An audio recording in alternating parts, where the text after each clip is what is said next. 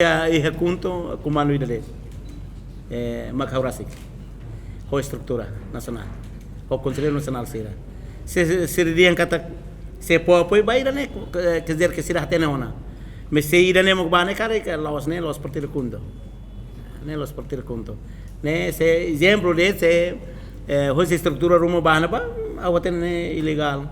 Conselheiro Partido Haburas Unidade Nacional Timor-Oang, Kunto, José Naimuri Bukar garante Francisco Guterres Luolo se menang iha eleição presidencial volta da ruak nebe se halau iha loron sanulu resensia fulang abril.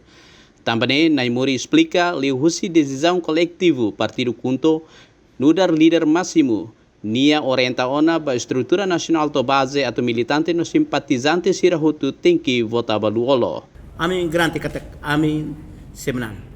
Kunto mos partido ini forte, terceiro lugar. Ami fiar kata amnema se la pooi baia qualquer ida nebe.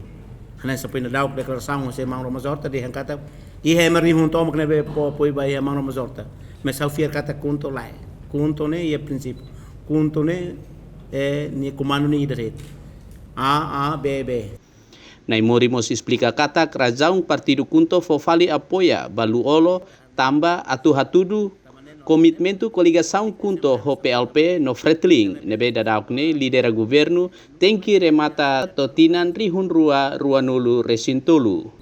Tamba sama Kunto hakara popoi ba ia mang lolo tamba haremos ba ia aliado ida nebe mo plataforma o reforma o governo nebe mang hosi partido tolo Fretling Kunto ho PLP oras ne ativo no fatin hore assegura o tava governo também ainda nem rola decisão fosse estrutura roto fosse suco posto no toia nacional hakara rola decisão ainda de ame todo hakara po apoio baia mão lolo ato sai presidente baia 22 até 27.